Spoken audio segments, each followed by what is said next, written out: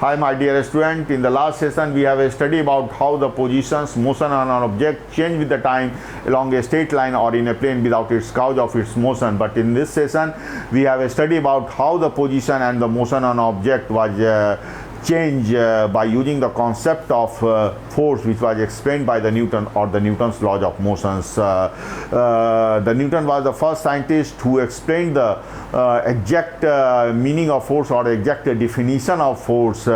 In nature there are four kind of forces. अगर मैं forces की बात करूँ तो चार तरह का forces बेटा पाया जाता है. और first forces की बात करूँ तो पहला forces होता है हमारा gravitational force होता है. अगर second type of forces की बात करूँ तो वो हमारा electromagnetic force होता है. और third part की बात करूँ तो वो strong nuclear forces होता है. fourth type of forces की बात करूँ तो वो हमारा वीक न्यूक्लियर फोर्सेस होता है. अगर मैं ग्रेविटेशनल फोर्स की बात करूं तो अगर कोई भी ऑब्जेक्ट यूनिवर्स में, अगर कोई भी दो ऑब्जेक्ट हमारा यूनिवर्स में रखा हुआ है, if two objects are putting in universe, अगर दो ऑब्जेक्ट अगर बेटा यूनिवर्स में रखा हुआ है M1 और M2 which is separated by some distance apart, तो दोनों हमेशा एक दूसरे को अट्रैक्ट करेगा बाय द सेम फोर्स. और यहाँ से हम लोग F कह सकते हैं, that is equal to G M1 M2, और दोनों के बीच का जो सेपरेशन होगा दैट इज R². तो ग्रेविटेशनल फोर्स के बारे में हम कह सकते हैं कि gravitational force it will be always attractive in nature, it will be never repulsive in nature.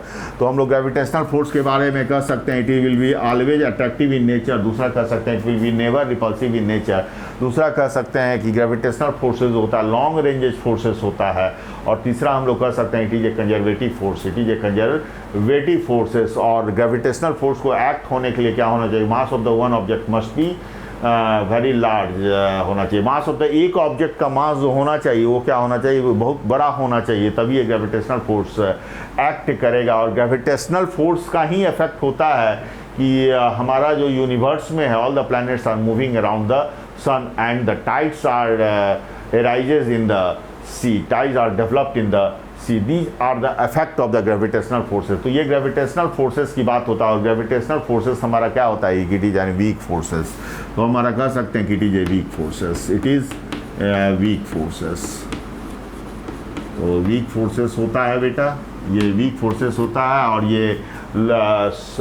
ये हमारा लॉन्ग रेंज फोर्सेस होता है. It is a long range forces, long range forces,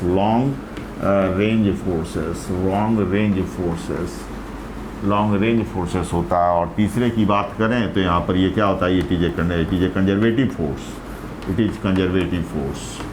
जो बेसिकली हम लोग जो है जब ग्रेविटेशन की बात करेंगे तब वहाँ पर ग्रेविटेशनल फोर्स के बारे में और डिटेल से पढ़ेंगे. It is A conservative force, it is A conservative force. ये हमारा एक कंजर्वेटिव फोर्स होता है. तो ये ग्रेविटेशनल फोर्स की बात हो गई. अगर और इसकी इफेक्ट की बात में तो इफेक्ट के बारे में बात करें तो हम पहले ही कह चुके हैं कि all the planets are moving around the sun due to its gravitational forces and tides are developed in the ocean due to the gravitational pull. Gravitational pull के कारण ही टाइड्स जो है डेवलप करता है ओशन में.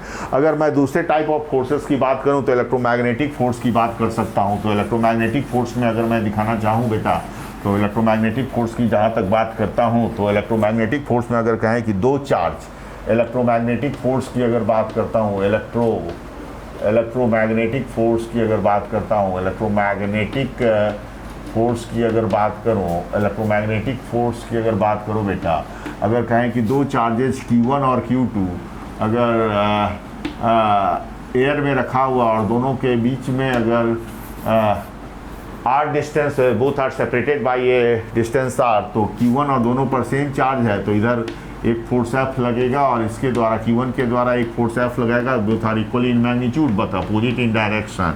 तो यहाँ पर F1 2 लगेगा और यहाँ पर F2 1 लगेगा, जो 2 पर 1 के द्वारा लगाया जा रहा है. F2 1 का मतलब ऑब्जेक्ट 2 पर 1 के द्वारा लगाया जाता है और 1 का मतलब हुआ कि ऑब्जेक्ट 1 पर 2 के द्वारा लगाया जा रहा है. और इसकी वैल्यू जो होती है F equal to 1/4 pi epsilon naught Q1 Q2 by R² होता है, जो इलेक्ट्रोस्टैट में हम लोग देखेंगे.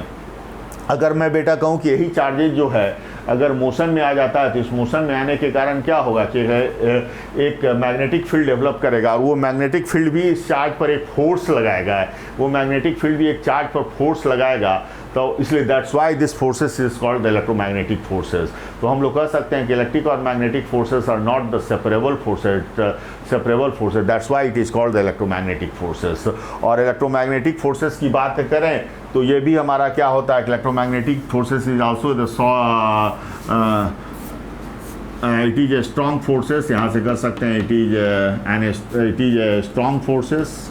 ये हमारा स्ट्रॉन्ग फोर्सेस है बेटा, ये स्ट्रॉन्ग फोर्सेस है। और दूसरा की बात कर सकते हैं कि पहला ये स्ट्रॉन्ग फोर्सेस है, दूसरा कहें कि it is 10 to the power 38 times 34 times 10 to the power 34 times stronger than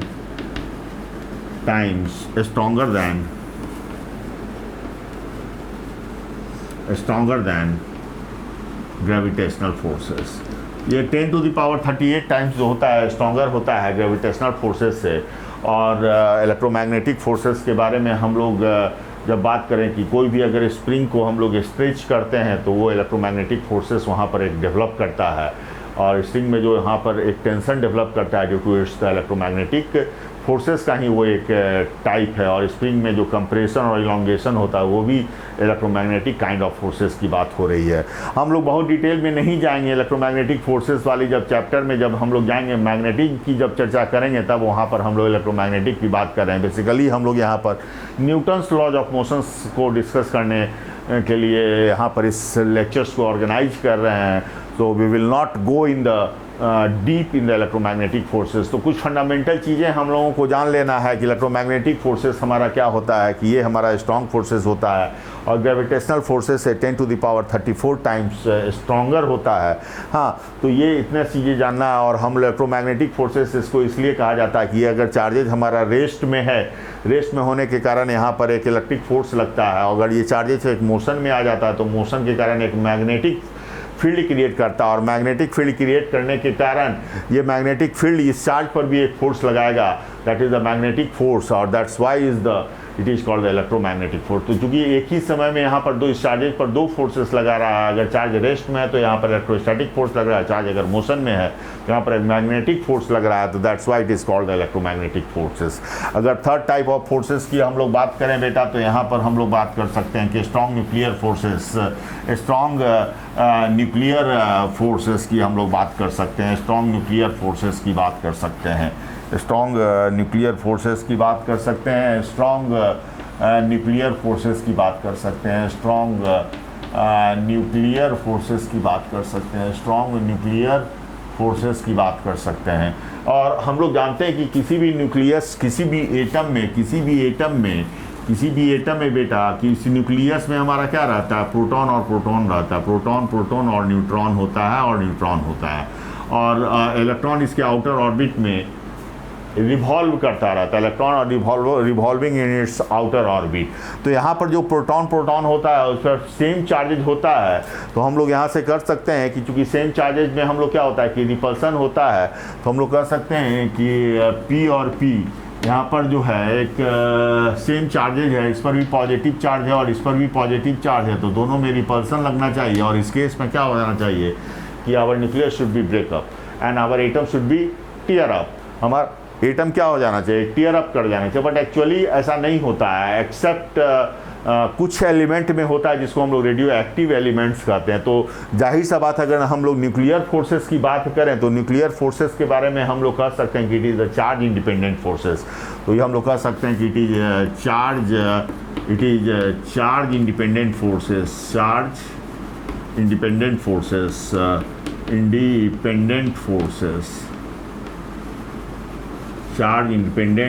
forces. अगर चार्ज इंडिपेंडेंट नहीं होता तो बेटा प्रोटॉन और प्रोटॉन जो न्यूक्लियस में है सेम चार्जेज है, तो सेम चार्जेज के कारण रिपेल होता, और रिपेल होने के कारण हमारा ये क्या होता है कि न्यूक्लियस हमारा टीयर अप कर जाता, तो ये एटम हमारा ब्रेक कर जाता। लेकिन ऐसा नहीं होता है accept in the radioactive elements, कुछ रेडियो एक्टिव एलिमेंट्स को छोड़ के ऐसा नहीं होता, हमारा न्यूक्लियस जो है टीयर अप नहीं करता है, तो हम लोग कह सकते हैं it is a charge independent force है। दूसरा हम लोग कह सकते हैं कि it is a short, it is attractive force, it is always, it is attractive force, it is attractive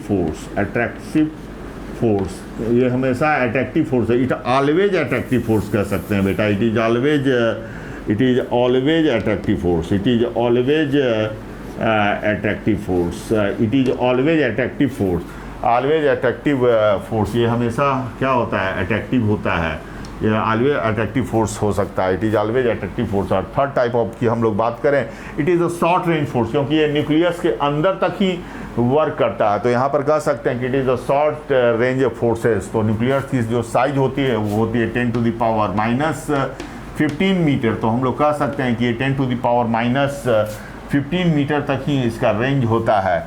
तो जो न्यूक्लियर फोर्सेस होता है, जो स्ट्रॉन्ग न्यूक्लियर फोर्सेस होता है, वो 10 to the power minus 15 metre तक ही एक्ट करता है। तो हम लोग कह सकते हैं कि ये 10 टू द पावर, ये शॉर्ट रेंज फोर्सेस है, तो कह सकते हैं it is short range forces, it is short range forces, short range force, it is short range forces. अगर ये शॉर्ट रेंज फोर्स की बात होती है, फिर अगर हम लोग इसके बात कर सकते हैं कि अगर ये शॉर्ट रेंज फोर्सेस है and it is very strong force, चूँकि बहुत ही स्ट्रॉन्ग फोर्स है, तभी तो ये न्यूक्लियस को क्या करता है, बाइंड करके रखता है, और हम लोग कह सकते हैं कि it is very short range forces and very strong forces, it is very strong forces, very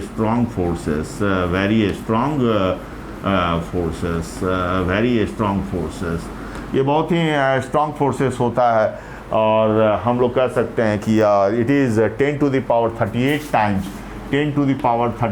times stronger then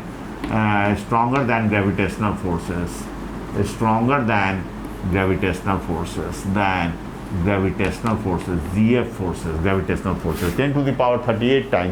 हम लोग जहाँ पर बात कर रहे थे बेटा कि अगर हम लोग इलेक्ट्रोमैग्नेटिक फोर्स की बात कर रहे थे, तो वो 10 to the power 34 times stronger था, और जब न्यूक्लियर फोर्सेस की बात करते हैं तो 10 to the power 38 times stronger होता है ग्रेविटेशनल फोर्सेस से। अब हम लास्ट काइंड ऑफ फोर्सेस की बात अगर हम लोग कहें, तो हम लोग यहाँ पर वीक न्यूक्लियर फोर्सेस की बात कर सकते हैं। तो अगर हम यहाँ पर देखें तो वीक न्यूक्लियर फोर्सेस हमारा क्या होता है, तो कुछ रेडियो एक्टिव एलिमेंट्स में हम लोग देख सकते हैं, कुछ रेडियो एक्टिव एलिमेंट्स और एटम्स में हम लोग देख सकते हैं कि अगर रेडियो एक्टिव एलिमेंट्स में some of the radioactive elements क्या होता है कि यहाँ पर अगर radioactive element, some of the radioactive proton is converted into neutron, proton is in some of the radioactive elements की अगर हम लोग बात करें, in some of radioactive elements, in some of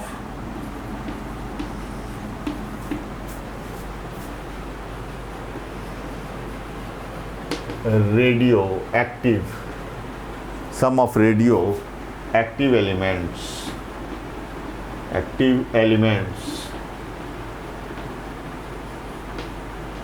or atoms,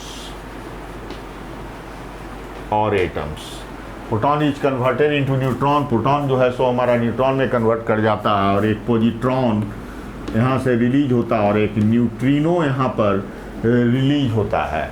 और neutron का जब conversion radio active elements में जब प्रोटॉन में होता है, तो यहाँ पर एक इलेक्ट्रॉन और एक एंटी न्यूट्रिनो जो है रिलीज होता है, एंटी न्यूट्रिनो रिलीज होता है। ऑफ कोर्स द न्यूट्रिनो और एंटी न्यूट्रिनो और द मासलेस क्वांटिटी, ये हमारा मासलेस क्वांटिटी हो जाता है। जब हम लोग यहाँ पर एटम्स की चर्चा करेंगे तब हम लोग इसके बारे में डिटेल फंडामेंटल पार्टिकल के बारे में डिस्कस करेंगे।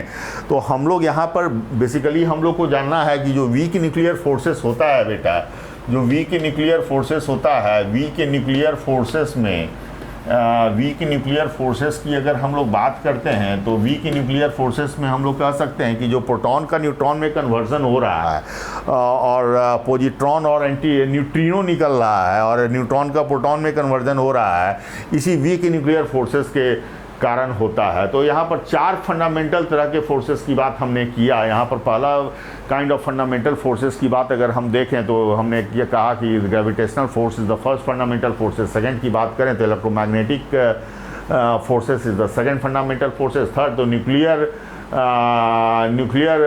Forces is the third fundamental forces and fourth is the weak nuclear forces the fourth fundamental forces की अगर हम लोग बात कर सकते हैं, तो ये फंडामेंटल फोर्सेस की बात हो रहा था। अभी तक दो साइंटिस्ट में था कि सारे फोर्सेस को जो है यूनिफाइड किया जाए। Newton was the first scientist who tried to unified all the forces, और उसमें कुछ नाम जो है सो हमारे आइंस्टाइन का भी आया, क्लॉसियस का आया। अभी भी जो है it is very quest to all the scientist to unified all the forces, जिसमें हमने जेम्स क्लार्क का भी नाम ले सकते हैं, जो इलेक्ट्रोमैग्नेटिक वेव को जो है सो लाइट से उन्होंने यूनिफाइड किया और उसको इलेक्ट्रोमैग्नेटिक वेव कहा।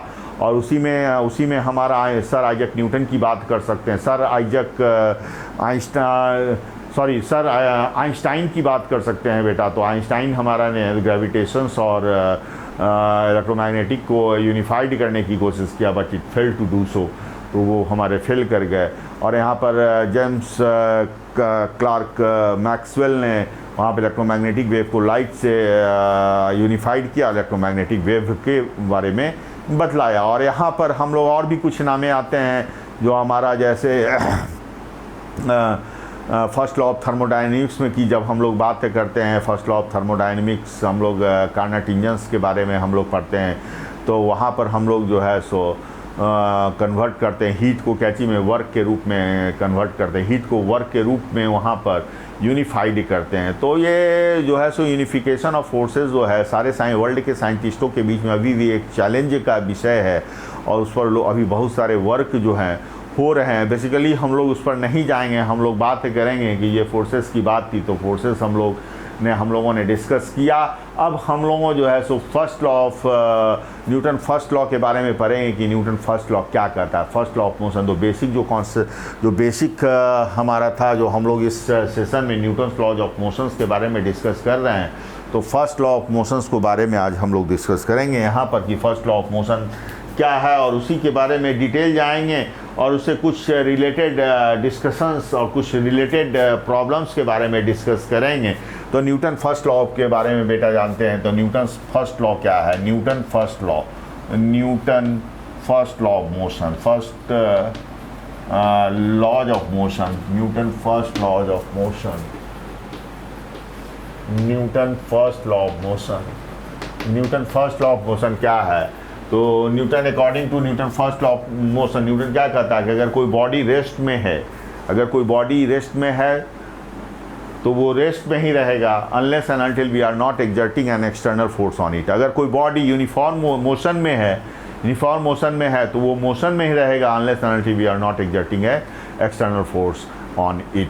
तो हम लोग कह सकते this is also called the laws of inertia, laws of inertia. तो इनर्शिया बेसिकली है क्या? Inertia is the inability of an object to change its state of motion, inability of an object to change its state of motion। तो Newton first law को अगर हम लोग define करना चाहेंगे कि if an body is in rest, if the body is in rest or in motion with uniform velocity, it will continue to be in rest or in uniform motion unless and until we are not exerting external force on it. This is also called the laws of inertia। तो मैं यहाँ पर इसको write down कर दे रहा हूँ, कह रहा हूँ कि if an object is in rest, if object is in rest or in uniform motion,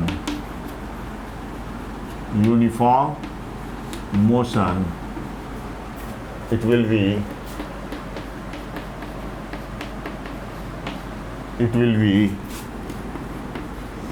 continued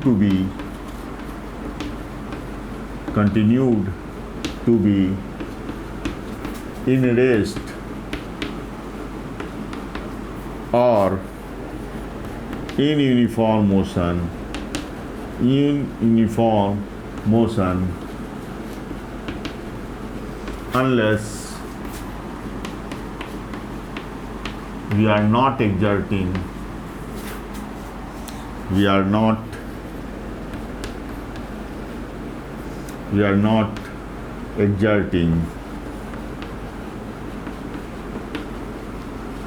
external force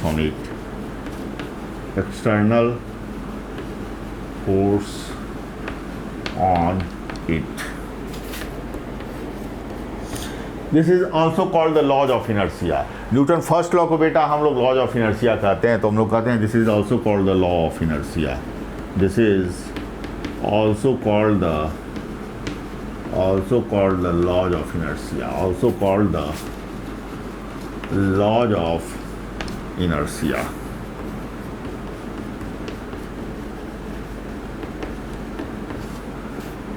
this is also called the laws of inertia. अगर इनर्सिया को क्या अगर डिफाइंड किया जाए तो हम लोग फर्स्ट लॉ को तो यही कह सकते हैं कि if an a body is in rest और इन यूनिफॉर्म मोशन तो it will be continue to be in rest और यूनिफॉर्म मोशन। जब तक हम लोग उस पर क्या कहते हैं, एक एक्सटर्नल फोर्स नहीं लगाते हैं, वो अपने स्टेट को चेंज नहीं करेगा।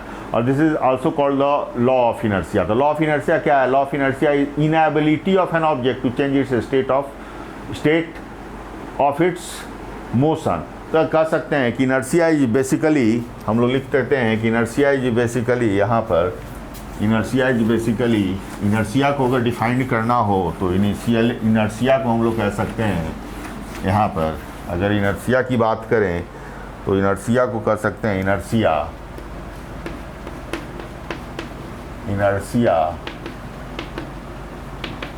is the inability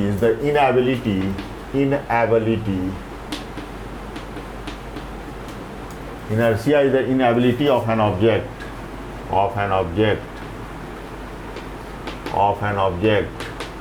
inability of an object to change its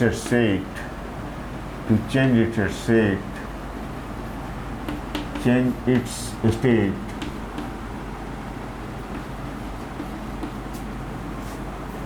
by itself.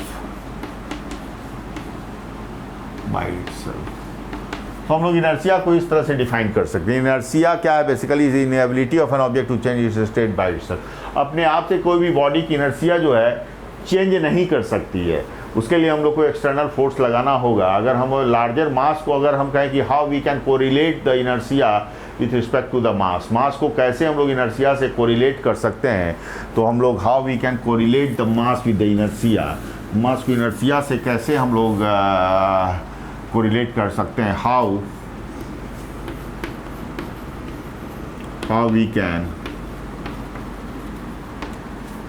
Correlate the inertia with mass।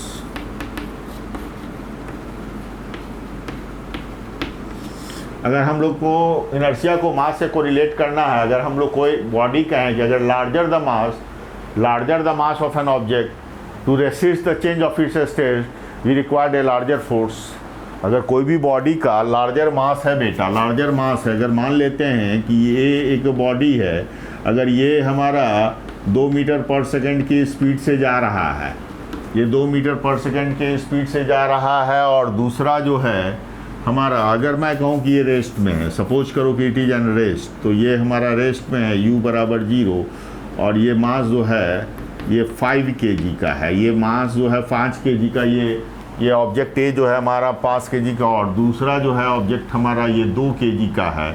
अगर बी कहें तो ये हमारा जो है ये m2 का देते हैं, ये 2 kg का है, ये m2 बेटा 2 kg का है, और ये भी रेस्ट में है। तो अगर दोनों के स्टेट को अगर चेंज करना है तो हम लोग को यहाँ पर m पर क्या होगा कि लार्जर फोर्स लगाना होगा, और इस पर जो है स्मॉलर फोर्स लगाना होगा F1, और यहाँ पर F2 कहें तो टू चेंज इट स्टेट, अगर इसको भी अगर हम लोग को 2 मीटर पर सेकंड के स्पीड से मूव कराना है और इसको भी 2 मीटर पर सेकंड के स्पीड से मूव कराना है, तो हमको F1 को क्या करना होगा, F1 को ज़्यादा फोर्स लगाना होगा। अगर दोनों को सेम स्पीड अगर एक्वायर्ड कराना है, दोनों के स्टेट को अगर चेंज करना है हमको, और दोनों को सेम ही स्पीड से मूव कराना है, हम लोग कहेंगे कि F1 must be greater than F2, F1 must be greater than F2।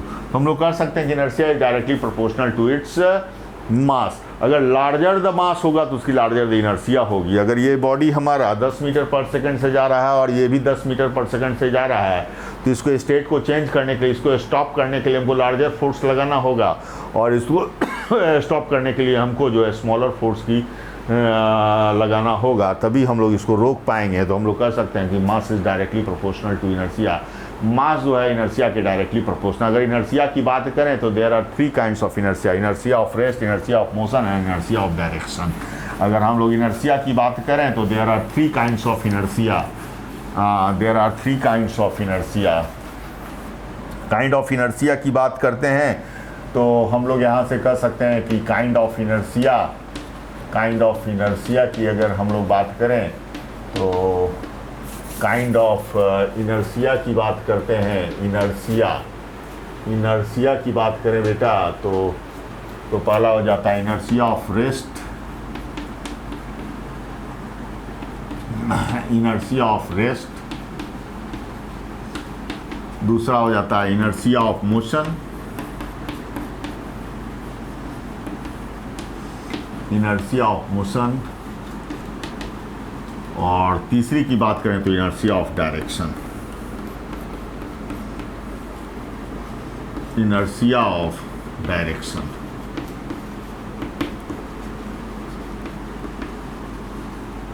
अब इनर्शिया ऑफ रेस्ट क्या है? मान लेते हैं सपोज दैट कि अगर हम एक बस में बैठे हैं और बस अचानक मूव कर जाते हैं तो हम लोग पीछे की ओर मूव कर जाते हैं। ऐसा क्यों होता है? इसलिए होता है कि हमारा lower part of the body बस के सरफेस के साथ क्या है, कांटेक्ट में है। तो बस के अचानक मूव करने के कारण हमारा लोअर पार्ट आगे बढ़ जाता है और पीछे वाला पार्ट हमारा रेस्ट में ही रह जाता है, जिसके कारण हम अपने पोजीशन पर रह जाते हैं और हम बैक की ओर मूव कर जाते हैं। इनर्शिया ऑफ मोशन की बात करें कि बस अचानक चल रही है और बस में ब्रेक लगा और बस में ब्रेक लगने के कारण क्या होता है कि हम लोग आगे की ओर बेंड कर जाते हैं। चूँकि होता है कि बस हमारी रुक जाती है तो lower part of the body हमारा रेस्ट में आ जाता है, जबकि अपर पार्ट हमारा मोशन में आता है। तो ये इनर्शिया ऑफ मोशन का बेस्ट एग्जांपल है। इनर्शिया ऑफ डायरेक्शन की बात करें, अगर हमारा बस हमारा लेफ्ट की ओर मूव करता है, बस में बैठे हैं, बस लेफ्ट की ओर मुड़ता है तो हम राइट की ओर मूव कर जाते हैं, क्योंकि हमारा लोअर पार्ट हो जाता है लेफ्ट की ओर मूव कर जाता है, अपर पार्ट हमारा राइट की ओर बेंड कर जाता है। तो ये तो काइंड ऑफ इनर्शिया की बात करते हैं। अब हम लोग फ्रेम ऑफ रेफरेंस कुछ फंडामेंटल्स की बात कर लेते हैं, that will very helpful to solve the numericals. अब हम लोग फ्रेम ऑफ रेफरेंस की बात करते हैं कि फ्रेम ऑफ रेफरेंस क्या है, फ्रेम ऑफ रेफरेंस क्या है। तो फ्रेम ऑफ रेफरेंस की बात करते हैं बेटा, फ्रेम ऑफ रेफरेंस। तो फ्रेम ऑफ रेफरेंस की क्या बात होती है? अगर मैं सिंपल लैंग्वेज में कहूँ तो फ्रेम ऑफ रेफरेंस के बिना या फ्रेम ऑफ रेफरेंस के अब्सेंस में कोई भी बॉडी का मोशन और पोजीशन को हम लोग क्या कर सकते हैं, एक्सप्लेन नहीं कर सकते हैं। तो हम लोग कह सकते हैं कि बॉडी को अगर रेस्ट में है या मोशन में है, that are the meaningless word. हम लोग 9th क्लास में ही ने इसमें इसको पढ़ा है कि unless and until we are not observe the motion and the position object with respect to the frame of reference. दूसरे ऑब्जेक्ट के रिस्पेक्ट में जब तक हम लोग किसी भी ऑब्जेक्ट का पोजीशन और मोशन को ऑब्जर्व नहीं करते हैं, तब तक हम लोग किसी भी ऑब्जेक्ट के पोजीशन और मोशन को कमेंट के बारे में कमेंट नहीं कर सकते हैं। अगर एक फ्रेम ऑफ रेफरेंस में कोई बॉडी रेस्ट में है तो दूसरे फ्रेम ऑफ रेफरेंस में वो बॉडी क्या हो सकता है, मोशन में हो सकता है। तो फ्रेम ऑफ रेफरेंस वो रेफरेंस होता है जिसके फ्रेम जिसमें बैठकर जिसके रिस्पेक्ट में किसी भी बॉडी के ऑब्जेक्ट के मोशन को हम लोग क्या करते हैं, ऑब्जर्व करते हैं। तो frame of reference it is a reference of a frame, it is a reference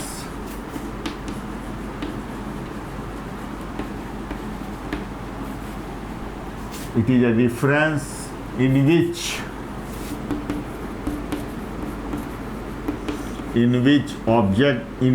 observer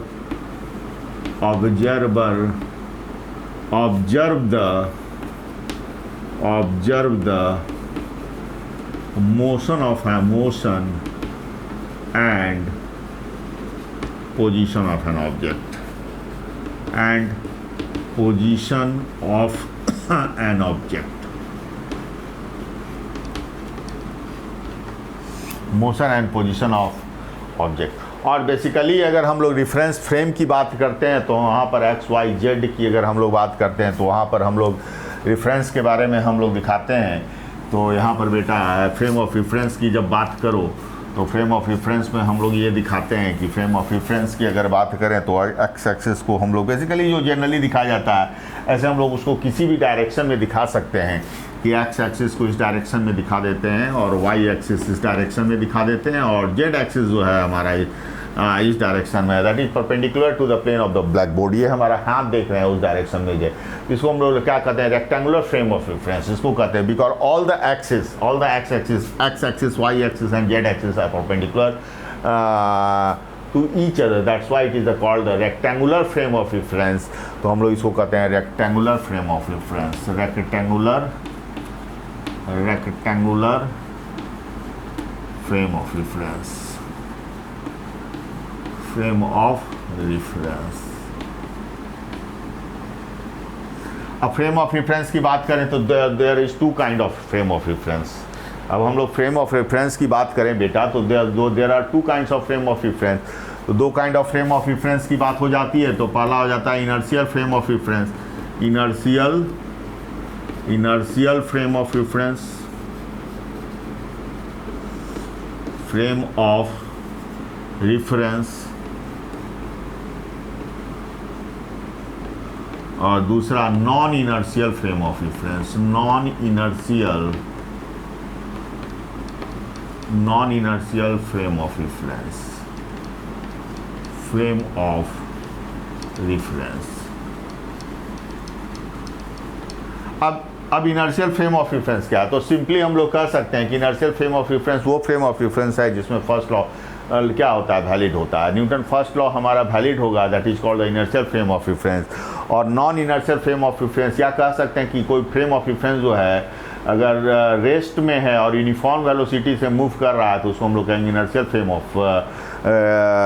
of reference. और non inertial frame of reference उस फ्रेम ऑफ रेफरेंस को कहेंगे कि वो फ्रेम ऑफ रेफरेंस हमारा क्या है कि एक्सेलरेटेड फ्रेम ऑफ रेफरेंस है, that is called the non inertial frame of reference. Actually there is in universe there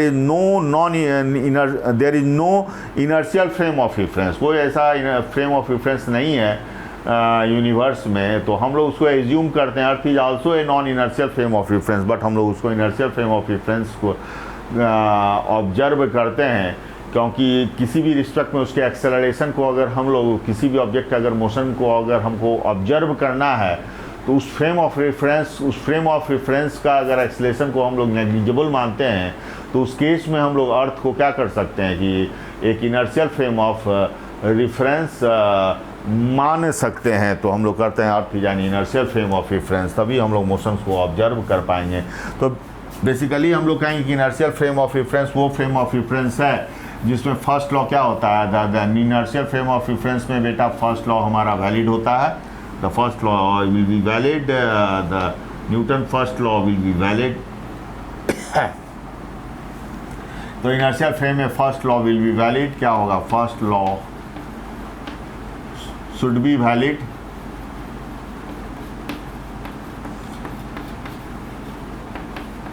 first law हमारा क्या होना चाहिए, वैलिड होना चाहिए। एंड दूसरा it can be at rest और moving with uniform velocity, uniform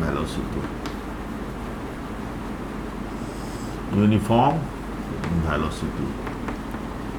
तो एक ऐसा फ्रेम ऑफ रेफरेंस जो हमेशा क्या हो, जिसमें फर्स्ट लॉ वैलिड हो, वो रेस्ट में हो या यूनिफॉर्म वेलोसिटी से मूव कर रहा तो उस फ्रेम ऑफ रेफरेंस, या क्या है न्यूटन फर्स्ट लॉ जहाँ पर वैलिड होता है उसको हम लोग इनर्शियल फ्रेम ऑफ रेफरेंस कहते हैं।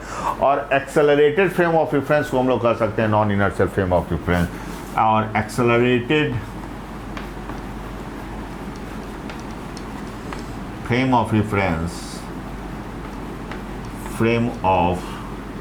reference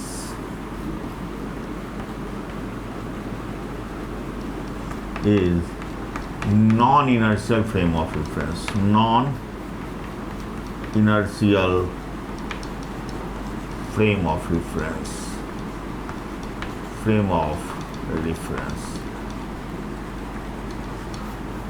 तो एक्सेलरेटेड फ्रेम जो है हमारा non inertial frame of reference होगा। तो इनर्शियल और नॉन इनर्शियल में हम लोगों ने डिफरेंस जान लिया। अगर हम लोग कहें किसी भी इनर्शियल फ्रेम के रिस्पेक्ट में को मान लेते हैं कि हमारा बेटा ये जो है, अगर मैं कहूँ कि ये एस एक इनर्शियल फ्रेम ऑफ रेफरेंस है, एक हमारा एक इनर्शियल फ्रेम ऑफ रेफरेंस है और इसके रिस्पेक्ट में एक दूसरा frame of reference S dash जो है moving with the constant speed से ये मूव कर रहा है, तो क्या ये एस डैश एक इनर्शियल फ्रेम होगा?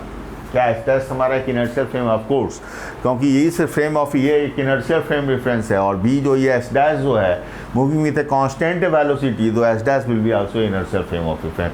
तो किसी भी इनर्शियल फ्रेम के रिस्पेक्ट में अगर कोई दूसरा frame of reference constant velocity से मूव करता है, यूनिफॉर्म वेलोसिटी से मूव करता है, तो उसको हम लोग क्या कहेंगे?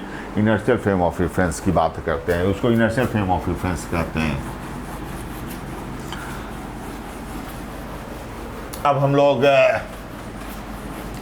आइडियल पुली की बात कर रहे हैं। आइडियल पुली बेटा क्या होता है? तो ये सब बेसिक कॉन्सेप्ट है, बेसिक कॉन्सेप्ट्स को हम लोगों को ध्यान में रखना होगा, तभी हम लोग जो है सो numericals, Newton's laws of motion में, चूँकि हम लोग जो है जो प्रीवियस सेशन में हम लोगों ने कांस्टेंट मोशन की बात किया, तो उसमें बहुत सारे मोशंस को हम लोगों ने पुली ब्लॉक सिस्टम में वहाँ पर बात किया था, और वहाँ पर जो है so without cause of its motions के हम लोगों ने एक्सेलरेशन और वेलोसिटी में रिलेशन निकाला था। बट इस पार्ट ऑफ मोशंस में, यानी न्यूटन्स लॉज ऑफ मोशन में कॉज ऑफ मोशंस के बारे में हम लोगों को जब पढ़ने के लिए सारे के सारे कॉन्सेप्ट्स के बारे में हम लोग को रिकॉल करना होगा और रिकैप लेना होगा कि कैसे क्या क्या होता था, तो वहाँ पर मैं रिकैप ले रहा हूँ। तो मैं यहाँ पर आइडियल पुली की बात कर रहा हूँ, जो वेगिंग मशीन हम लोग जिसको कह रहे थे, तो आइडियल पुली की बात कर, जब भी मैं आइडियल पुली आपकी बात करूं, तो आइडियल पुली अगर की बात करूं, तो आइडियल पुली हमारा क्या होता है बेटा? तो आइडियल पुली हम लोग कह सकते हैं कि आइडियल पुली जो होता है ये हमेशा मासलेस होगा। It is actually it is not a massless, ये हमारा मासलेस नहीं होगा, लेकिन हम लोग इसको क्या करेंगे कि ये मासलेस एज्यूम करेंगे। जो ये पुली होता है बेटा, यहाँ पर जो पुली लेते थे हम लोग, तो यहाँ पर ये पुली को यहाँ पर 2 ब्लॉक हम लोग हैंग करते थे, और यहाँ से हम लोग कांस्टेंट मोशन में दिखाते थे। यहाँ पर m1 और m2 के एक्सेलरेशन वेलोसिटी में एक रिलेशन एस्टैब्लिश करते थे। तो आइडियल पुली ये हम लोग कहते थे कि इट इज ए मासलेस, तो मासलेस हम लोग यहाँ पर मानते थे। तो आइडियल पुली की मैं जब भी बात करूँगा वेगिंग मशीन में, तो इट शुड बी मासलेस, तो ये हमारा मासलेस होगा, ये हमारा massless. Actually it is not a massless, but assume करना होगा कि ये मासलेस है, और इसका action its action only to, और ये फ्रिक्शन लेस होगा, फ्रिक्शन लेस होगा। अगर फ्रिक्शन होगा तो क्या होगा?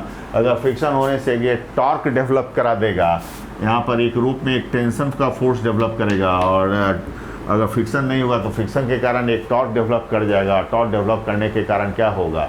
ये हमारी पुली रोटेट करने लगेगी, तो ऐसा नहीं होना चाहिए। तो एक्शन ऑफ द पुली, तो ये फ्रिक्शन लेस मान सकते हैं। और तीसरा हम लोग कह सकते हैं its the action of pulley just only to change the direction of force, not its magnitude. The action of pulley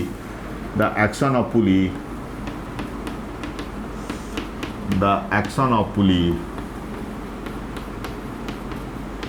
to just change the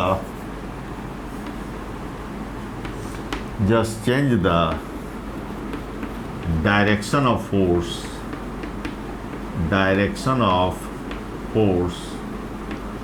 not its magnitude।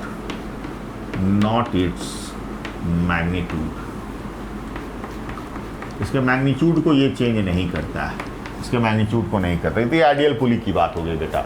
अब आइडियल पुली के बाद जो नेक्स्ट कॉन्सेप्ट हम लोगों को आ रहा है, आइडियल स्ट्रिंग की बात करते हैं। तो आइडियल स्ट्रिंग में हम लोग क्या कह सकते हैं कि आइडियल पुली के बारे में तो हमने जान लिया। अब वहाँ पर जब क्वेश्चन जो भी हम लोग वहाँ पर बात करेंगे, dynamics part of branch of physics को हम लोग डायनेमिक्स कहते हैं, जिसमें हम लोग कॉज ऑफ मोशंस के बारे में डिस्कस करते हैं। तो हम लोग कहेंगे कि आइडियल स्ट्रिंग की बात हम जैसे ही कहेंगे, आइडियल स्ट्रिंग, तो आइडियल स्ट्रिंग में हम लोग कह सकते हैं कि ये क्या होगा? मासलेस होगा। दूसरा कहेंगे इनएक्सटेंसिबल होगा बेटा, इनएक्सटेंसिबल। और तीसरा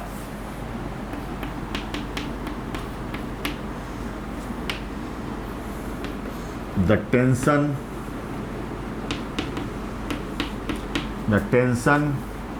force will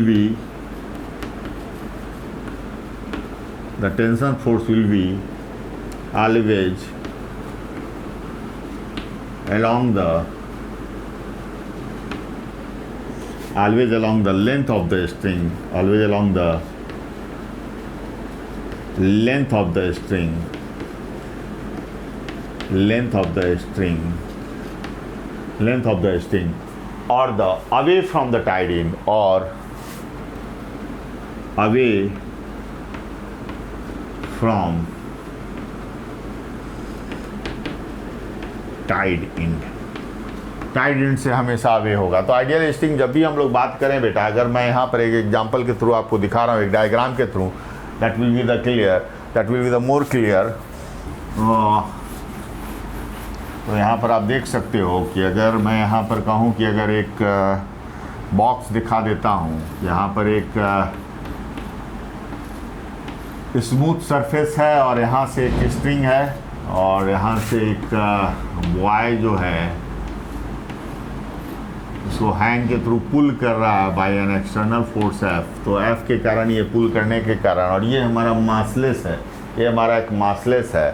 तो जो टेंशन फोर्स मेरा हमेशा लगता है, तो मैंने क्या बताया कि टेंशन फोर्स हमेशा टाइड इन पर लगता है, दैट इज अवे। तो टेंशन फोर्स हमें लगेगा अलोंग द लेंथ, और ये टाइड इन रहते हैं यहाँ पर टेंशन, और टेंशन हमेशा क्या होगा along the string of the length of the string, और tension throughout of the string in a single string will be same. जब भी सिंगल स्ट्रिंग की बात करेंगे तो लेंथ क्या होगा स्ट्रिंग में, टेंशन फोर्सेस क्या होगा, सेम होगा। अगर सिंगल स्ट्रिंग है तो लेंथ हमेशा क्या, टेंशन क्या होगा, सेम होगा।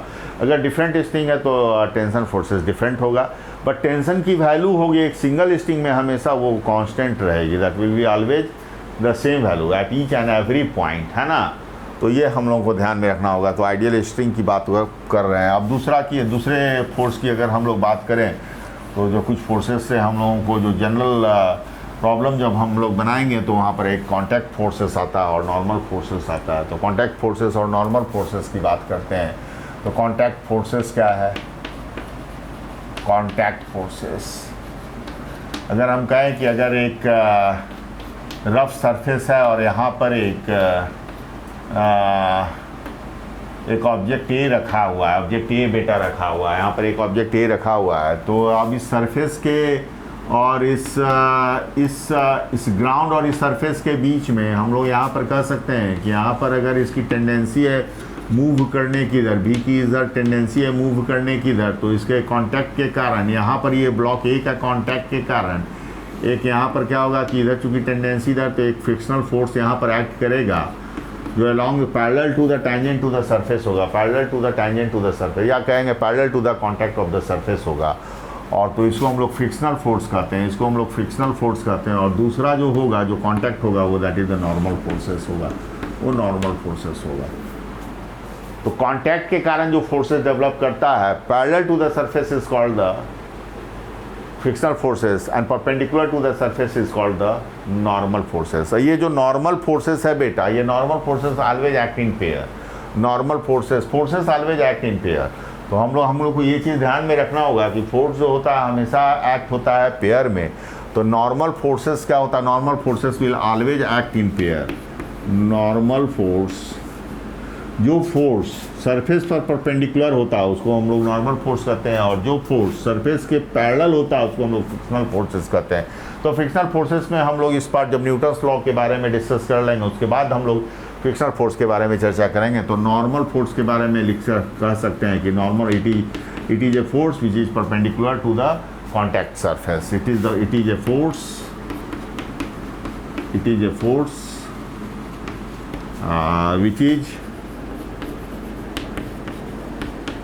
which is perpendicular to contact surface।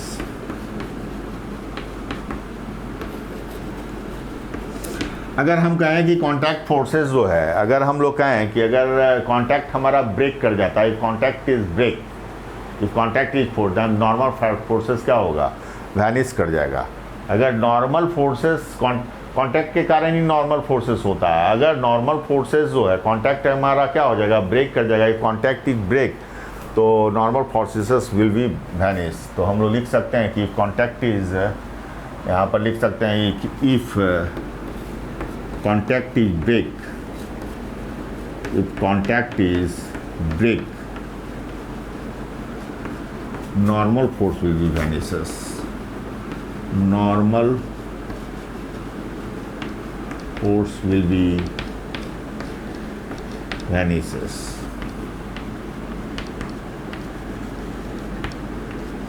और एक चीज़ और हम लोगों को जानना होगा कि जो नॉर्मल फोर्स होता है वो हमेशा क्या होता है, नॉर्मल फोर्स हमेशा वेरिएबल फोर्सेस होता है, नॉर्मल फोर्स हमेशा वेरिएबल फोर्सेस होता है। तो हम लोग एक चीज़ और लिख लेते हैं कि नॉर्मल फोर्सेस जो है it is a variable forces. Normal force हमारा क्या होता है कि वेरिएबल फोर्स होता है। तो नॉर्मल फोर्स के बारे में हम लोग कह सकते हैं कि normal force is variable force. Variable force, normal force हमारा बेटा वेरिएबल फोर्स होता है। अगर हम लोग यहाँ से देखें कि अगर कोई बॉडी हमारा रेस्ट में है, अगर कोई बॉडी हमारा if an body is in rest, अगर हमारा कहें कि एक बॉडी हमारा रेस्ट में है इस सरफेस पर, अगर ये बॉडी हमारा रेस्ट में है, अगर यहाँ पर रेस्ट में है तो जो नॉर्मल फोर्सेस रहेगा वो सेंटर ऑफ मास से पास करेगा। इस पॉइंट को अगर सेंटर ऑफ मास से कहें और यहाँ पर ग्रेविटी अगर इसकी मास m है तो यहाँ पर mg लगेगा। अगर फर्स्ट सिचुएशन की बात करते हैं बेटा, अगर सेकंड सिचुएशन की बात करते हैं, यहाँ पर अगर ये रेस्ट में है, अगर यहाँ पर अगर हम लोग एक फोर्स लगाते हैं, हाँ, above the centre of mass, हमारे सेंटर ऑफ मास से अगर हम लोग हम लोग ये सेंटर ऑफ मास है और इस सेंटर ऑफ मास से हम लोग एबव ऊपर की ओर एक फोर्स लगा रहे हैं, force is acting above the centre of mass, तो ये बेटा सेंटर ऑफ मास है। सेंटर ऑफ मास वो पॉइंट होता है जहाँ पर सारा मास कंसंट्रेटेड होता है। तो यहाँ पर अगर हम लोग सेंटर ऑफ मास लगाएं, यहाँ पर फोर्स एफ लगाएं, तो जो नॉर्मल फोर्स लगेगा वो शिफ्ट कर जाएगा to the right, normal force to the right shift कर जाएगा and it is about to turn, it is about to turn. तो ये बॉडी जो है हमारा क्या हो जाएगा, अबाउट टू टर्न हो जाएगा, about to turn, about to turn. तो हम लोग देख रहे हैं कि नॉर्मल फोर्स चेंज हो रहा है, अबाउट टू टर्न और about to uplift, about to turn कर सकते हैं।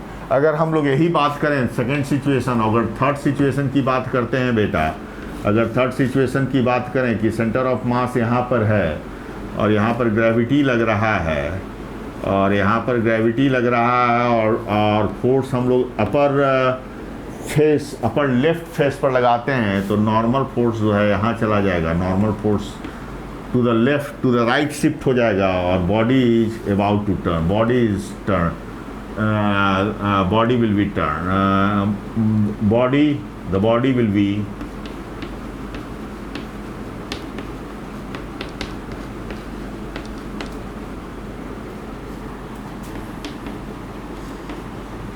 In turn.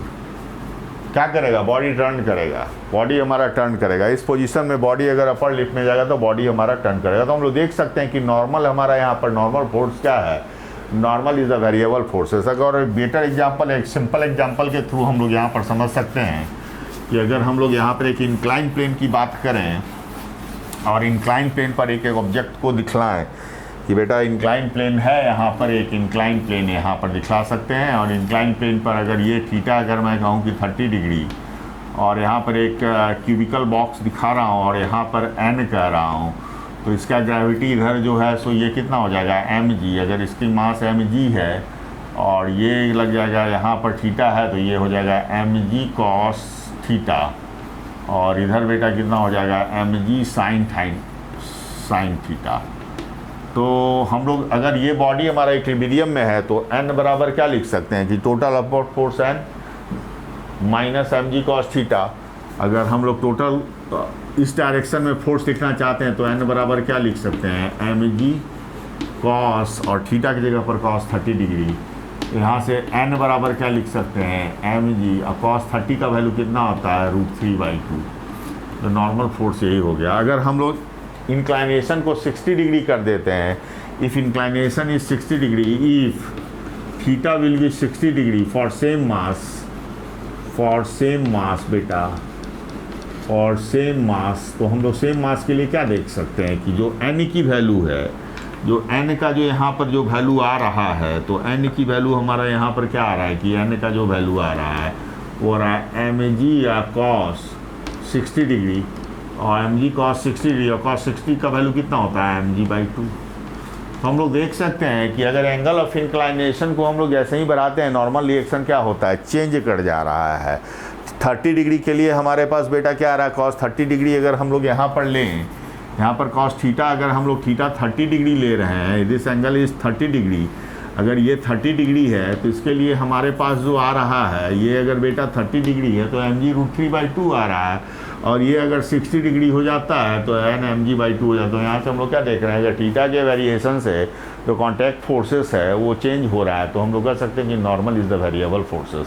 नॉर्मल हमारा क्या है, एक वेरिएबल फोर्सेस है, और वहाँ पर हम लोग जो है सो नॉर्मल को हम लोग कह सकते हैं कि इट इज़ नॉट एक मतलब constant forces but rather it is a variable forces. तो हमने फंडामेंटल्स के बारे में बात कर चुका, बाकी का हमने काइनेमेटिक्स में जो काइनेमेटिक्स में जब हम लोग कांस्टेंट मोशन की बात कर रहे थे, that is the prior concept of dynamics में हम लोग जो है सो कांस्टेंट मोशंस में बहुत सारे पुली ब्लॉक, वेज ब्लॉक और स्ट्रिंग ब्लॉक सिस्टम की बात हम लोग कर रहे थे, और उसी प्रॉब्लम को लेके हमने सब फंडामेंटल कॉन्सेप्ट्स को यहाँ पर क्लियर किया। अगर मैं फर्स्ट लॉ ऑफ मोशंस की ही बात करूँ तो फर्स्ट लॉ ऑफ मोशन में हम लोग कह सकते हैं कि अगर बॉडी हमारा क्या होता है कि इक्विलिब्रियम में होता है, body will be in equilibrium, तो फर्स्ट लॉ में हम लोग कह सकते हैं कि the body will be in equilibrium, the body will be in equilibrium, the body will be in equilibrium. अगर मैं ट्रांसलेशनल इक्विलिब्रियम की बात कर रहा हूँ, यहाँ पर रोटेशनल इक्विलिब्रियम की नहीं बात कर रहा हूँ, तो कह सकते हैं कि the body will be in equilibrium, the body will be in equilibrium, in equilibrium. अब इक्विलिब्रियम में क्या आप यहाँ पर क्या कर रहे हैं, ट्रांसलेशनल इक्विलिब्रियम में बात कर रहे हैं, नॉट रोटेशनल इक्विलिब्रियम। यहाँ पर मैं ट्रांसलेशनल इक्विलिब्रियम की बात कर रहा हूँ, translational equilibrium, translational equilibrium, translational equilibrium की बात कर रहा हूँ। अब ट्रांसलेशनल नॉट रोटेशनल इक्विलिब्रियम की बात कर रहा हूँ, क्योंकि रोटेशनल इफेक्ट जो है टॉर्क के कारण आता है, ट्रांसलेशनल जो है इफेक्ट जो आता है फोर्स के कारण आता है। तो अगर कोई भी बॉडी अगर ट्रांसलेशनल इक्विलिब्रियम में है, इसका मतलब है कि नेट फोर्स कोई भी बॉडी पर क्या है, ज़ीरो है। नेट फोर्स अगर मैं यहाँ पर बात करूँ, अगर एग्जाम्पल अगर आप देखो कि अगर एक बॉडी है यहाँ पर अगर F1 लग रहा है एक डायरेक्शन में, इधर F2 लग रहा है, और ये इधर से यहाँ पर F3 लग रहा है, यहाँ पर F4 लग रहा है, तो हम लोग कह सकते हैं कि ये बॉडी हमारा इक्विलिब्रियम में होगा। इसका मतलब है कि नेट फोर्स यहाँ पर जीरो होगा, यानी क्या होगा कि यहाँ पर F1 plus F2 plus F3 plus F4 that must be equal to zero. तभी तो इसका स्टेट चेंज नहीं करेगा, either it will be in rest और इन मोशन। तो नेट फोर्स हमारा क्या होना चाहिए, नेट एक्सटर्नल फोर्स हमारा ज़ीरो होना चाहिए, तभी तो बॉडी हमारा रेस्ट में रहेगा। तो वहाँ सुन समेशन ऑफ एफ, यानी ये क्या है, net force acting on the body will B zero. Net force हमारा क्या होना चाहिए, जीरो होना चाहिए। अगर ये बॉडी हमारा रेस्ट में है तो हम लोग उसको कहेंगे स्टैटिक इक्विलिब्रियम। अगर बॉडी हमारा रेस्ट में है तो हम लोग कहेंगे स्टैटिक इक्विलिब्रियम। अगर बॉडी हमारा यूनिफॉर्म मोशन से मूव कर रहा है under the action of all the net forces acting on this body, then the body is called the dynamic equilibrium. अगर बॉडी रेस्ट में है, if the body is in rest, तो यहाँ पर मैं लिख दे रहा हूँ, if body is in rest, if body is in rest, body is in rest, then it will be in a static equilibrium, a static equilibrium.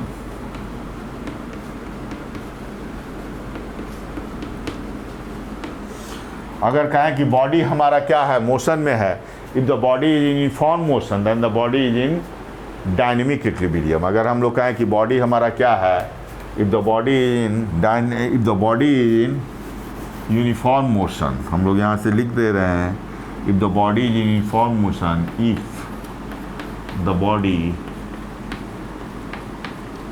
is in uniform motion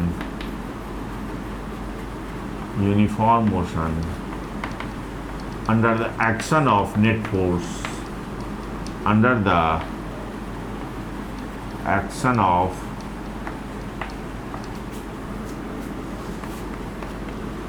net force, or maintain its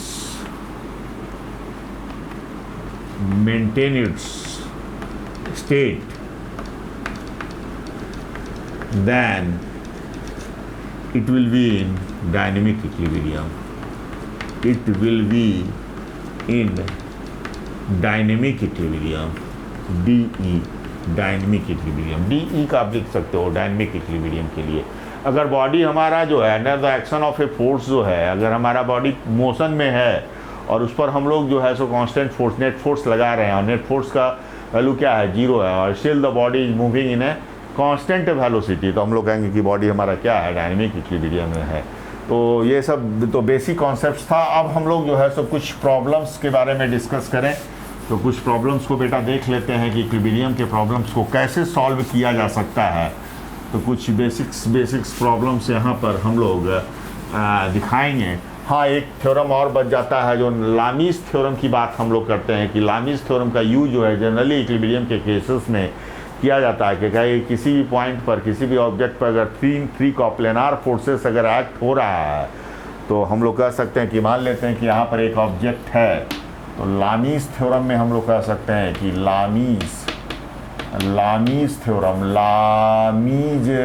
theorem की अगर बात करें, Lami's theorem की बात करते हैं बेटा, Lami's theorem की अगर बात करते हैं, लामीज थ्योरम अगर कहें कि अगर यहाँ पर एक फोर्स F1 लग रहा है और दूसरा फोर्स F2 लग रहा है और तीसरा फोर्स अगर कहें कि F3 लग रहा है, तो अगर इस पॉइंट को हम लोग एक P के रूप में डिनोट कर सकते हैं और P को कहें कि P पर यहाँ पर एक ऑब्जेक्ट है, तो यहाँ पर कहें कि यहाँ पर ये F1 कह सकते हैं और बेटा ये F2 कह सकते हैं और यहाँ पर इसको F3 कह सकते हैं। और इस एंगल को अगर हम लोग कहें अल्फ़ा, इस एंगल को हम लोग कहें बीटा और इस एंगल को अगर कहें गामा, तो हम लोग लिख सकते हैं यहाँ से बेटा F1 by sine beta equal to F2 by sine gamma. F2 के अपोजिट वाला एंगल लिखना है F2 by sine gamma. Three coplanar forces are acting on a concurrent way, तब हम लोग इस तरह से लिखते हैं। ये लामीज थ्योरम है और F3 बराबर इक्वल टू F3 बराबर साइन अल्फा। तो हम लोग फ्रीक्वेंटली यूज करेंगे इस लामीज थ्योरम को, हम लोग फ्रीक्वेंटली यूज करेंगे ड्यूरिंग सॉल्विंग द प्रॉब्लम। तो हम लोग एक फर्स्ट प्रॉब्लम यहाँ पर जो है सो इसी जो है इक्विलिब्रियम के केसेस पर हम लोग ले रहे हैं। यहाँ पर मैं दो ऑब्जेक्ट को दिखला रहा हूँ which is attached with the string, जो स्ट्रिंग के साथ यहाँ पर अटैच्ड है। तो यहाँ पर बेटा आप देख सकते हैं कि यहाँ पर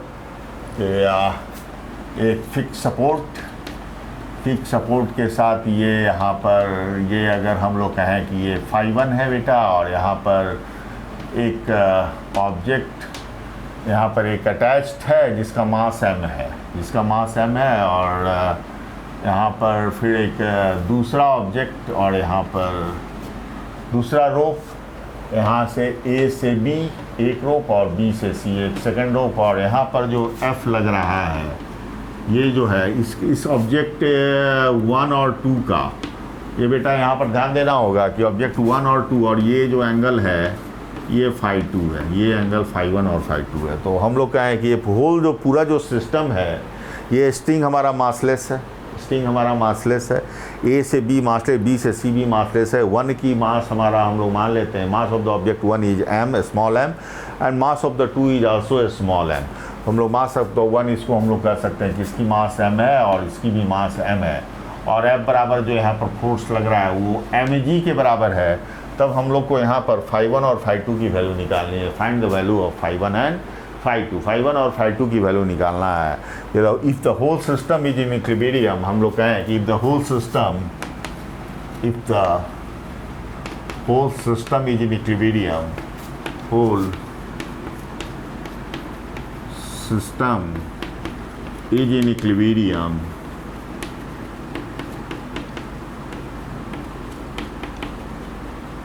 then find the value of φ1 and φ2. φ1 और φ2 की वैल्यू निकालना है।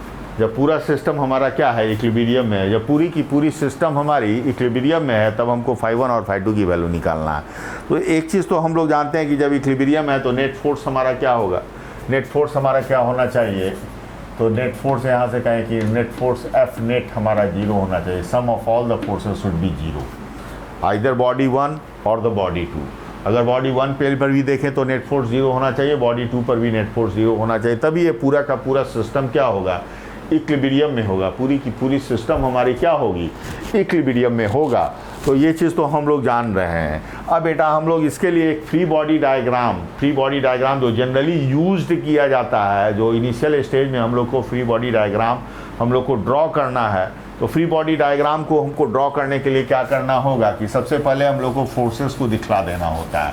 फोर्सेस को बेटा दिखला देना होता है तो फोर्सेस अगर हम लोग, मैंने क्या कहा था कि जो स्ट्रिंग होता है, स्ट्रिंग हमारा string of course this string is the massless, तो और टेंशन फोर्सेस हमेशा क्या होता है, अवे द कॉन्टैक्ट पॉइंट। तो अगर बी पॉइंट के लिए देखें तो यहाँ पर एक टेंशन फोर्स अगर मैं T1 कह सकता हूँ कि यहाँ पर एक T1 डेवलप हो रहा है, और इस सी पॉइंट के लिए कहूँ तो यहाँ पर एक T2, यहाँ से एक टेंशन फोर्स T2 दिखलाई पड़ रहा है, T1 और T2 दिखलाई पड़ रहा है बेटा, T1 और T2 दिखलाई पड़ रहा है। और चूंकि हर एक पॉइंट पर यहाँ पर हर एक पॉइंट पर अगर हम लोग टेंशन की बात करें तो यहाँ पर T1 डेवलप कर जाएगा और यहाँ पर T2 डेवलप, चूँकि टेंशन हमेशा इस पॉइंट के लिए कहें तो T2 इस डायरेक्शन में एक्ट करेगा। आप देख सकते हो कि टेंशन हमेशा क्या होता है, अवे द कॉन्टैक्ट पॉइंट होता है, अवे द कॉन्टैक्ट पॉइंट होता है। अब हम लोग जो है फ्री बॉडी डायग्राम के लिए क्या करना होता है, फ्री बॉडी डायग्राम का आप कॉन्सेप्ट देखो कि फ्री बॉडी डायग्राम हम लोग को क्या करना होता है, free body diagram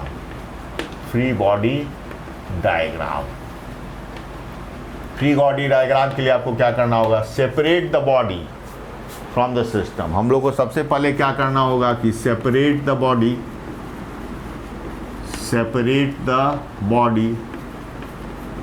from the system से हम लोग को बॉडी को सेपरेट करना पड़ेगा। दूसरा पॉइंट में हम लोग को क्या करना होगा बेटा कि दूसरे पॉइंट में हम लोग कह सकते हैं कि सो ऑल द फोर्सेस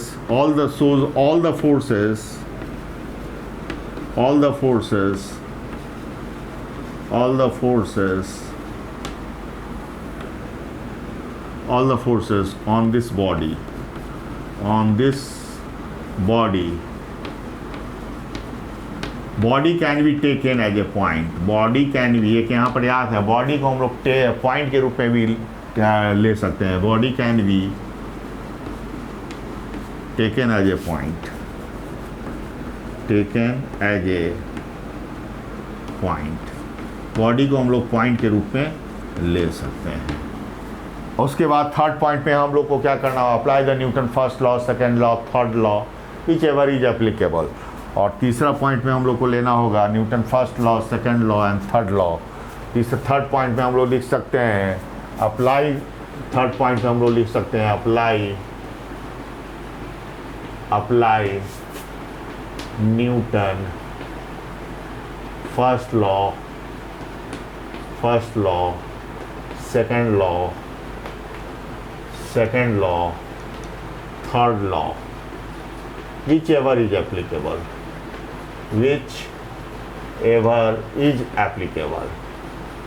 जो एप्लीकेबल है उसको लगा देना। सबसे पहले तो ऑब्जेक्ट को हम लोग को सेपरेट कर लेना होगा, है ना। सेपरेट करने के बाद हम लोग को उस पॉइंट पर सारे फोर्सेस, उस ऑब्जेक्ट पर सारे फोर्सेस को दिखला देना होगा, और उस ऑब्जेक्ट पर या उस ऑब्जेक्ट को हम लोग पॉइंट के रूप में ट्रीट कर सकते हैं। उसके बाद फर्स्ट लॉ, सेकेंड लॉ और थर्ड लॉ जो भी वहाँ पर एप्लीकेबल है उसको हम लोगों को लगा देना है। That is the method of draw the free body diagram. यही मेथड है फ्री बॉडी डायग्राम को दिखाने के लिए। बेसिकली हम लोग यहाँ पर इस प्रॉब्लम में फ्री बॉडी डायग्राम को दिखाएंगे और सॉल्व करेंगे इसको फ्री बॉडी डायग्राम के हेल्प से, तो आप लोगों के कॉन्सेप्ट में वो ज़्यादा क्लियर हो पाएगा। तो बेटा यहाँ पर आप लोग देखोगे कि यहाँ पर हम लोग दो बॉडी को दिखा रहे हैं। सबसे पहले तो फोर्सेस को हमने दिखा दिया, T1 और T2 को दिखा दिया, T1 और T2 को यहाँ पर T1 और T2 को दिखा दिया। यहाँ पर T1 और T2 यहाँ पर आप देख सकते हो कि T1 और T2 को मैंने यहाँ पर दिखाया। तो 1 के लिए आप हम लोग अगर फॉर 1 के लिए अगर आप लिखो तो फॉर 1 के लिए आप क्या लिख सकते हो, फॉर 1 यानी बॉडी 1, फॉर वन यानी बॉडी वन, इस वन के लिए आप देखो। तो वन के लिए आप अगर आप यहाँ से देखो तो एक पॉइंट के रूप में दिखा सकते हैं इसको वन। आप ऐसे पॉइंट नहीं दिखा सकते हो तो वन ऐसे दिखा दो। अगर कभी पॉइंट दिखा देते हैं, कभी वो दिखा देते हैं। चलो मैं अभी ऑब्जेक्ट दिखा देता हूँ कि सो पॉइंट। अब यहाँ पर एक टेंशन का फोर्स बेटा लग रहा है, टेंशन ये लग रहा है। अब ये φ1 है तो आप देख सकते हो कि ये जब यहाँ पर φ1 है तो ये एंगल कितना हो जाएगा, this angle will be also φ1। This angle हमेशा भी ये भी φ1 हो जाएगा, तो ये एंगल हमारा φ1 हो जाता है। अब ये φ1 हो जा रहा है बेटा, तो यहाँ पर जो T1 फोर्सेस है तो यहाँ पर आप देख सकते हो कि ये T1 क्या हो जाएगा, T1 cos φ1। यहाँ से देख लो कि ये कितना हो गया, ये φ1 है, तो यहाँ से लिख सकते हो T1 cos φ1। देख सकते हो T1 cos φ1 लिख सकते हैं, T1 cos φ1 लिख सकते हैं। और यहाँ पर इसकी बात m है, यहाँ पर क्या लिख सकते हो, mg लिख सकते हो। और यहाँ से T1 का एक कंपोनेंट इधर देखो, क्योंकि ये φ1 है तो ये कितना हो जाएगा 90 माइनस φ1, तो इधर कितना लिख सकते हैं T1 sin φ1। तो T1 sin φ1 लिख सकते हैं, T1 sin φ1 लिख सकते हैं। अब अगर हम लोग T2 की बात करो बेटा, तो T2 के लिए हम लोग अगर हम लोग यहाँ से देखो तो ऑब्जेक्ट पर एक T2 का जो फोर्स लग रहा है, एक T2 का फोर्स यहाँ ये लग रहा है।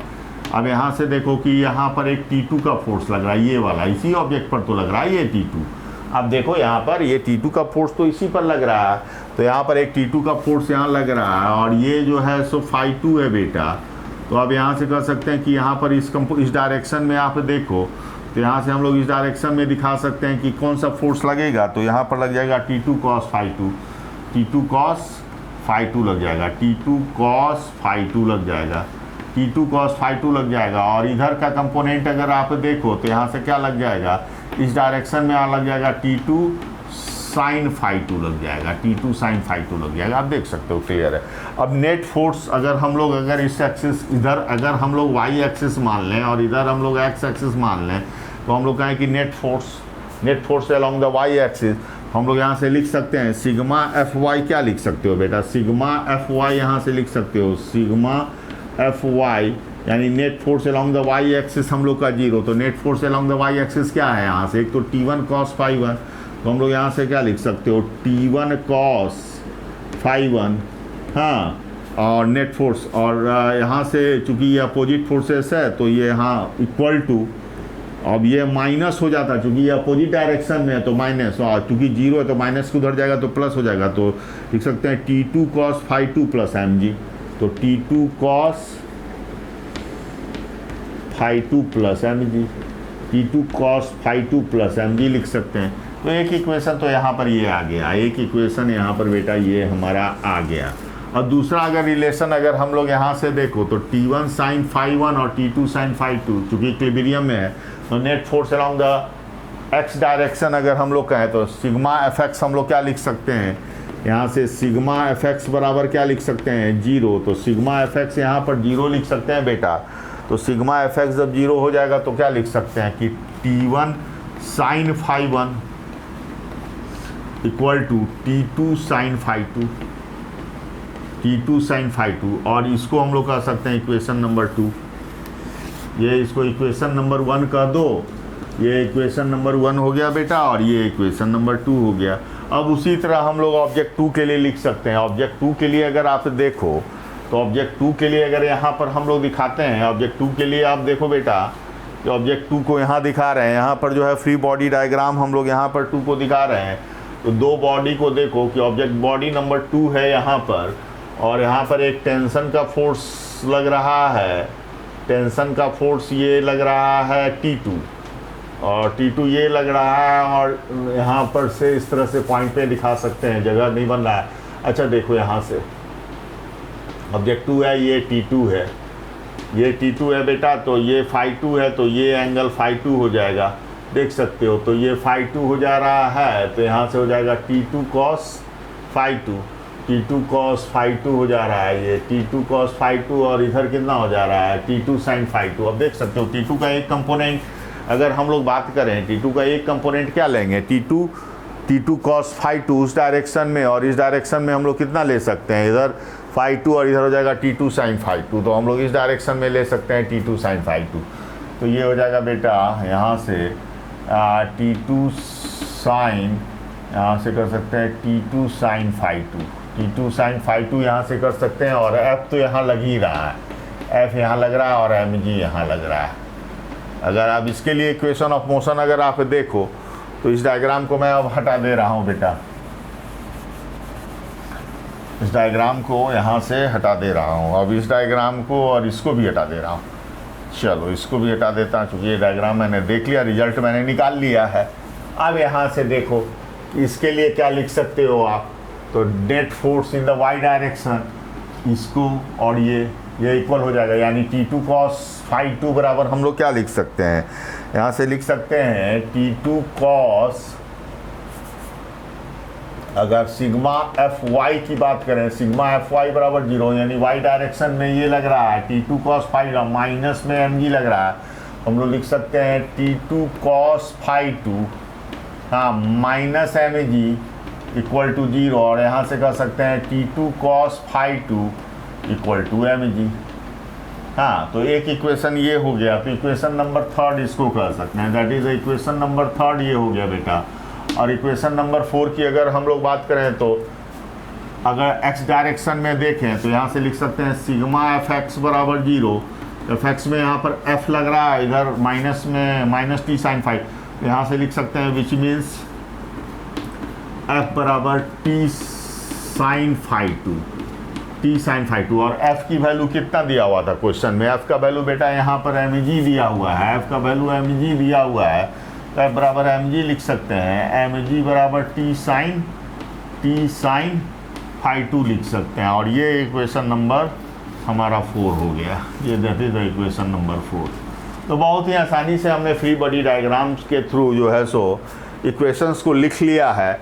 और इक्वेशंस को लिखने के बाद अगर हम लोग देखें, अगर 3 को 4 से डिवाइड कर दो, डिवाइडेड 4/3, तो 4/3 अगर आप यहाँ से देखो बेटा, तो 4/3 को अगर मैं अब यहाँ से मैं सारे को इरेज कर दे रहा हूँ, यहाँ पर मैं केवल रिजल्ट को आपके सामने रख रहा हूँ। तो रिजल्ट को अगर आप देखो तो 3 को अगर 4 से डिवाइड करो या 4 को 3 से डिवाइड करो, 4 को 3 से डिवाइड करो तो आप कितना देख सकते हो, 4 को डिवाइडेड, यहाँ लिखे 4 डिवाइडेड बाई 3, तो 4 डिवाइडेड बाई 3 कर दो तो आप कितना आ रहा है, 4 को डिवाइडेड करो तो यहाँ से T3 तो ख़त्म हो जाएगा, यहाँ से T2 है, तो T2 साइन फाई टू यानी tan फाई टू आ जाएगा, विच मीन्स कितना आ जाएगा tan फाई टू ये आ गया, और mg का वैल्यू 1 आ गया, तो विच मीन्स कितना आ गया, फाई टू का वैल्यू कितना आ गया 45 डिग्री, tan फाई टू का वैल्यू कितना आ गया बेटा 45 डिग्री आ रहा है। tan फाई टू का वैल्यू अगर 1 आ रहा है, 4/3 करेंगे तो यहाँ से तो T2 आ जाएगा, T2 तो 45 डिग्री आ जा रहा है। अब यहाँ से अब हम लोग को फाई 1 की वैल्यू निकालनी है। फाई 1 का वैल्यू हम लोग कैसे निकालें, तो फाई 2 अगर हमारा 45 डिग्री आ रहा है और यहाँ से T2 cos थीटा 2 बराबर mg, यहाँ से देखें 1 से देखें और यहाँ से 3 से देखें बेटा, 3 से आप देख सकते हैं इक्वेशन नंबर 3 है, तो यहाँ से T2 cos थीटा 2 की जगह पर हम लोग mg लिख सकते हैं, तो T1 cos फाई 1 हम लोग कितना लिख सकते हैं, यहाँ से T1 cos फाई 1, तो T1 cos phi 1 equal to कितना लिख सकते हैं, इसकी जगह पर mg, तो ये हो गया 2mg, ये बेटा 2mg हो गया। अब ये 2mg हो गया और यहाँ से T2 cos phi 2 equal to है, यहाँ से 2mg हो गया। अब यहाँ पर हम लोग क्या कर सकते हैं, यहाँ से अब 2mg हो गया बेटा, तो 2mg अब हम लोग यहाँ से क्या कर सकते हैं कि यहाँ से tan फाई 2 का वैल्यू हम लोग यहाँ से लिख सकते हैं, फाई 2 कितना लिख सकते हैं, फाई 2 हम लोग यहाँ से लिख सकते हैं 45 डिग्री, फाई 2 यहाँ पर कितना लिख सकते हैं, तो T1 साइन फाई 1 और यहाँ से T2 sine phi 2, T2 sine phi 2 को यहाँ पर mg लिख सकते हैं, T2 साइन फाई 2 यहाँ पर mg, हाँ यहाँ भी तो क्लियर है। अब यहाँ से देखो बेटा कि T2 साइन फाई 2 बराबर mg है, तो हम लोग इक्वेशन नंबर 2 को आप देखो, T2 साइन फाई 2 बराबर हम लोग mg लिख सकते हैं। तो T1 साइन फाई 1 बराबर कितना हो जाएगा, T1 साइन फाई 1। तो यहाँ से फ्रॉम 1 से हम लोग यहाँ से क्या लिख सकते हैं, आप देख सकते हो कि T1 sine phi 1, T1 sine phi 1 equal to कितना हो जाएगा, T2 sine phi 2 equal to mg।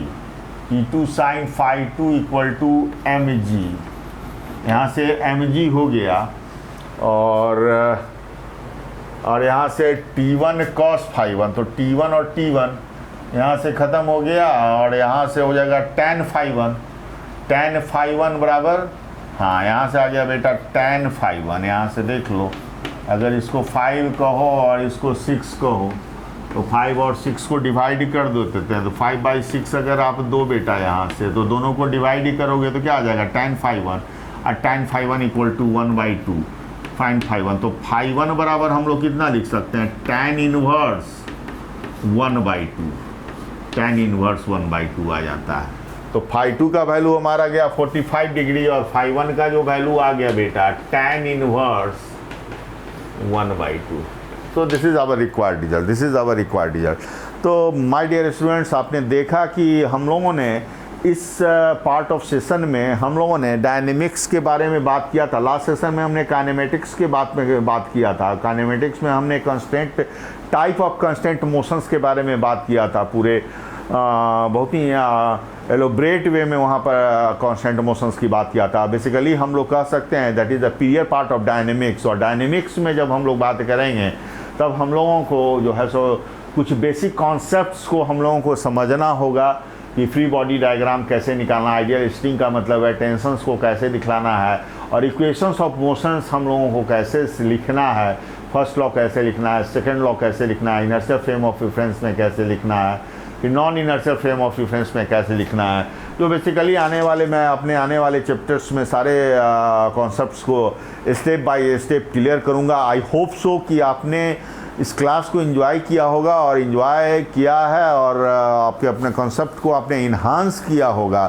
Previous हमारे लेक्चर्स में अगर आप कोई कॉन्सेप्ट्स है तो हमारे प्रीवियस लेक्चर्स में जाके आपके कांस्टेंट मोशंस के कॉन्सेप्ट को वहाँ पर देख सकते हैं, क्योंकि आने वाले कमिंग सेशन में जो मैं प्रॉब्लम को डिस्कस करूँगा वो कांस्टेंट मोशन से रिलेटेड ही, और उसी कॉन्सेप्ट्स को लेके बहुत सारे प्रॉब्लम्स जो जेई नीट और जेई एडवांस लेवल में, जेई मेंस नीट और एडवांस लेवल में इस तरह के जो क्वेश्चंस पूछे जाते हैं, वो जब तक कांस्टेंट मोशंस के कॉन्सेप्ट्स को अगर आपका क्लियर नहीं होगा तो मेरी एडवाइस है कि आप उस सारे सेशन को आप फिर से प्रॉपर्ली समझें, उसको राइट डाउन करें अपने नोटबुक पर, और इस सेशन को आप कंटिन्यू करें। आने वाले सेशन में हम लोग जो है सो न्यूटन्स लॉज ऑफ मोशंस पर और कुछ अच्छे प्रॉब्लम और आपके कॉन्सेप्ट्स को क्लियर करेंगे, फंडामेंटल कॉन्सेप्ट्स को क्लियर करेंगे, कि सो दैट जो 2024 में आने वाला जो ऑब्स्टिकल्स है आपके सामने जेई एडवांस का और मेंस का, वो इजी हो जाए और you can get through in the IIT JEE advance level. Okay, thank you very much.